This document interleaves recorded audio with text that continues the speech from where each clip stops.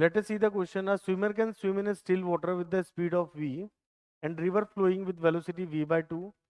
To cross the river in the shortest distance, he should swim making an angle theta with upstream. What is the ratio of the time taken to swim? What is the ratio of the time taken to swim across the shortest time and that swimming across the shortest distance? तो यहाँ पर ratio पूछा गया है, तो question पहले समझ लेते हैं। आदमी की स्पीड जो है एक्चुअली v है,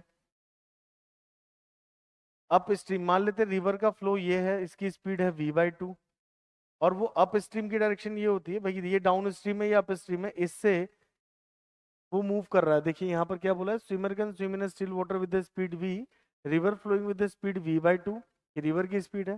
cross the river shortest distance, he should swim making an angle theta with the up stream.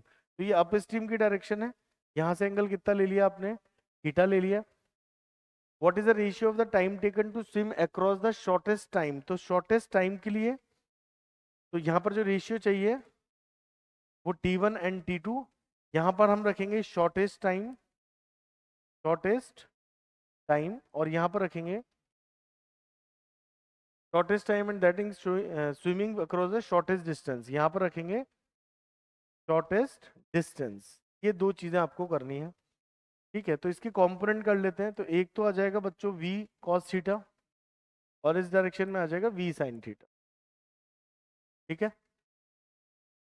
अब सबसे पहले हम ये देखते हैं कि ये थीटा डिग्री अगर एंगल है और अगर उसे एग्जैक्टली यहाँ पहुंचना है, तो उस तरीके से आप क्या कर सकते हैं, v cos थीटा किसके बराबर आ जाएगा, v बाई 2 के।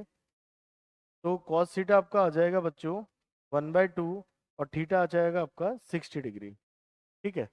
और अगर हम बात करें दो केसेस की, यानी एंगल तो आपके पास कितना आ गया 60 डिग्री। फिलहाल उसने जो क्वेश्चन में बोला गया है इसकी कि आपको रेशियो निकालना है शॉर्टेस्ट टाइम का, तो शॉर्टेस्ट टाइम के लिए आपको सीधा दौड़ना पड़ेगा। तो आपकी स्पीड होगी v, डिस्टेंस है d और टाइम आपने ले लिया t1, तो t1 की वैल्यू हो जाएगी d बाई वी। और अगर हम बात करें शॉर्टेस्ट डिस्टेंस के लिए, तो शॉर्टेस्ट डिस्टेंस के लिए आपको किसी एंगल पे दौड़ना पड़ेगा और वो एंगल मान लेते हैं कितना, थीटा है। कितना एंगल है, क्योंकि यहाँ पर थीटा गिवन भी है क्वेश्चन के अंदर। तो उस कंडीशन में आपका साइन कंपोनेंट है, इसको इधर लेके जाएगा शॉर्टेस्ट डिस्टेंस के लिए। तो स्पीड होगी v साइन थीटा, डिस्टेंस अभी भी d है और टाइम मान लेते हैं t2 लगा, तो t2 की वैल्यू आ जाएगी d by v sine theta. बस अब एक्चुअली इस क्वेश्चन में एंगल निकालने की जरूरत ही नहीं थी, आपको इनको डिवाइड लगाना है। तो t1 की वैल्यू कितनी आ जाएगी d बाई वी और t2 की वैल्यू कितनी आ जाएगी d by V sine theta, d by V sine theta.